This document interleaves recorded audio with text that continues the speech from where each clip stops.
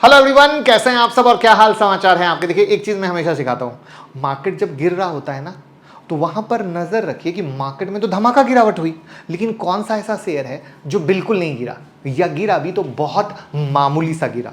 ऐसा क्यों होता है? कहीं तो कहीं उसके अंदर दम है, राइट। तो ऐसे ही एक दमदार स्टॉक को लेकर आए हैं जहां पर पिछले कुछ दिनों में मार्केट में बम्पर गिरावट हुई, बट ये स्टॉक हिला नहीं, क्योंकि ये इंडिया की ग्रोथ स्टोरी का शेयर है और एक भयंकर वाली डील मिली है। क्या है कहानी, लास्ट तक देखते हैं। और बहुत सस्ता शेयर भी है, तो आपको सस्ता शेयर भी तो चाहिए होता है। तो इंडिया की ग्रोथ स्टोरी में तो बहुत सारे सेक्टर हैं, लेकिन एक सेक्टर सबसे ज्यादा है, वो है रेलवे का, राइट।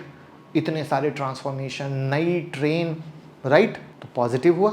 अब जैसे जैसे ये सेक्टर ग्रो करेगा वैसे ही कंपनी भी ग्रो करेगी, लेकिन एक ऐसी कंपनी है इस सेक्टर में जो अपनी अच्छी खासी प्रेजेंस बनाई हुई है। पता है रीजन क्या है?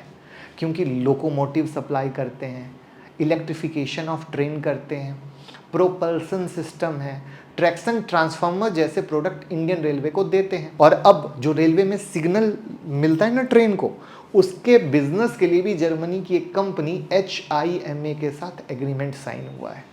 सेफ्टी रिलेटेड ऑटोमेशन में दुनिया की one of the leading solution provider है ये HIMA कंपनी।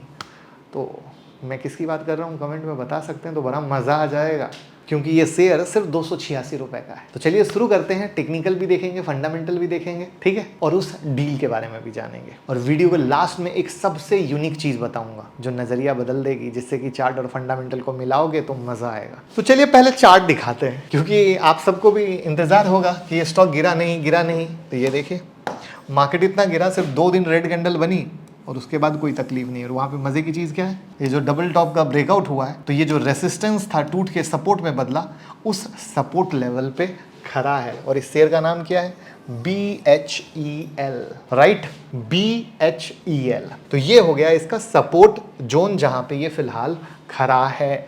जो सपोर्ट जोन पे अगर आपको कुछ भी कंफर्मेशन दिखती है तो एक मूव जो पढ़ाई कहती है, जो टेक्निकल स्टडी कहती है कि जब कोई ब्रेकआउट होता है वापस इस पे टच करता है तो ऊपर जा सकता है, लाइक दैट, राइट। ये कहानी इसमें बन रही है। तो अब इसके फंडामेंटल पे भी देखते हैं, बट आपको यही प्राइस एक्शन सीखना है। और ये भैया है प्रीमियम मेंबरशिप का बटन, इसको ज्वाइन कीजिए, बहुत सारी लर्निंग और अर्निंग मिलेगी, बहुत सारे लोग जुड़े हुए हैं और आपको भी मजा आने वाला है। स्टॉक मार्केट न्यूज के लिए भैया हमारे टेलीग्राम और व्हाट्सएप चैनल से जुड़ जाइए, लिंक डिस्क्रिप्शन में। पहली बार है तो चैनल को सब्सक्राइब कर लीजिएगा। बिजनेस की बात करें तो कंपनी का पोर्टफोलियो काफ़ी डाइवर्सिफाइड है। रेलवे सेक्टर भी है, पावर सेक्टर भी है, ऑयल गैस भी है और डिफेंस भी है। जी हाँ, इतने सारे हैं, ठीक है। जिसमें सबसे ज़्यादा अभी रेवेन्यू हम बात कर लें तो पावर सेक्टर से आ रहा है। अगर रेवेन्यू को बाइफर्केट करके देखेंगे तो डेटा हम आपके लिए लेकर आए हैं, वो ये है, पावर सेक्टर से 77% और अदर इंडस्ट्री से 23% का है।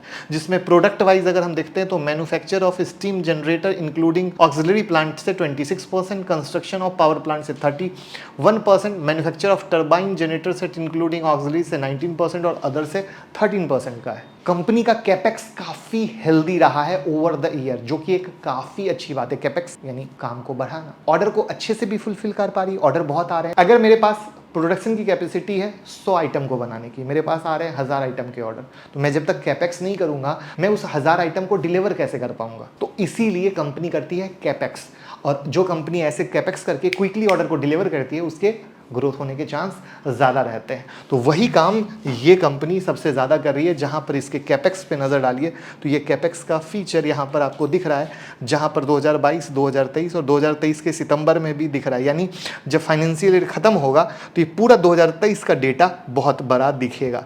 तो ये है पूरा एक डेटा जिसको आप वीडियो को रोक कर भी देख सकते हैं। अब कंपनी का ग्रोथ कैसे डिसाइड करेंगे? जब उसके पास ऑर्डर हो, फ्यूचर में काम हो, कंपनी प्रॉफिट तभी तो बनाएगी। तो ऑर्डर बुक काफ़ी स्ट्रांग है। 2 ही साल के अंदर कंपनी के ऑर्डर बुक 3 गुना बढ़े हैं, जिसमें से majority of order power stock से है। और वो भी डेटा आपको दिखा देता हूँ। ये आपके सामने ऑर्डर बुक है, जहाँ पर 72% ऑर्डर बुक पावर का है, एक्सपोर्ट का 4% और बाकी अदर इंडस्ट्री से 24%। अदर इंडस्ट्री क्यों बोला?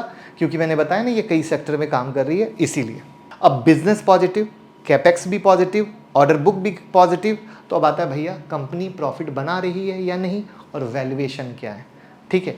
तो ये देखने के लिए कहाँ चलेंगे? फंडामेंटल पे। तो सबसे पहले प्रॉफिट लॉस स्टेटमेंट पे चलते हैं। और प्रॉफिट लॉस स्टेटमेंट पे जब हम आते हैं तो नेट प्रॉफिट आप देखोगे कि पहले कंपनी लॉस में थी और ये लॉस का पीरियड कौन सा है, 2020-21 का। ये कोविड का टाइम फ्रेम है जब अच्छी अच्छी कंपनियों के बंटाधार हुए थे।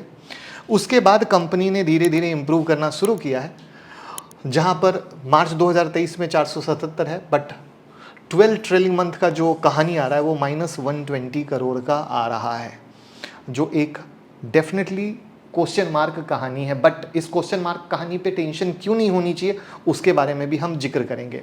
वहीं पे ऑपरेटिंग प्रॉफिट देखोगे तो वो कंप्लीट पॉजिटिव है, बट ये ईयर को मैंने कोविड का फ्रेम था जो मैंने क्लियर कर दिया।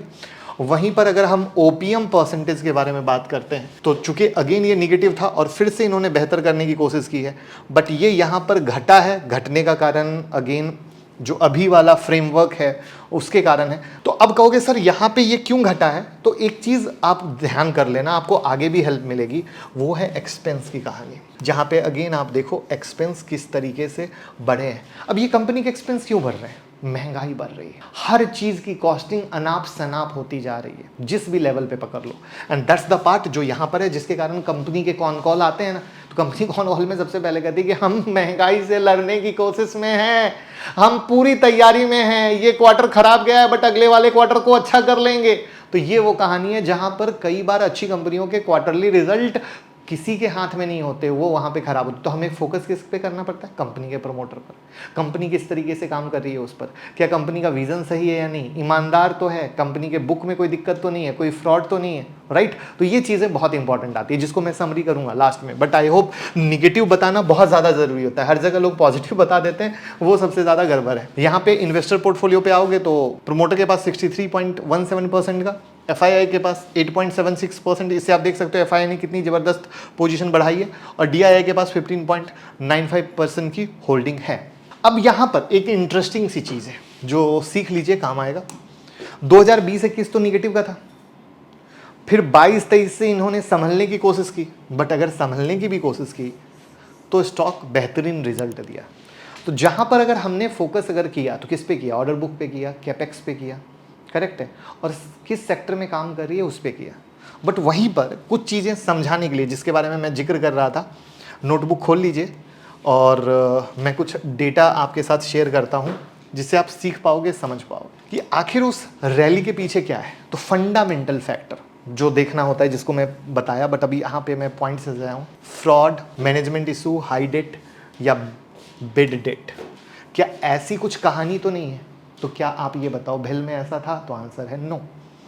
सेंटिमेंटल फैक्टर जैसे न्यूज़, हाई ग्रोथ पॉसिबिलिटी, तो अगेन आप देखो तो भेल में हाई ग्रोथ पॉसिबिलिटी, क्योंकि जिस सेक्टर में काम कर रहे हैं सरकार उस सेक्टर में काम कर रही है और उसके लिए काम कर रही है, उसको आगे से आगे तेज बढ़ाना चाहती है।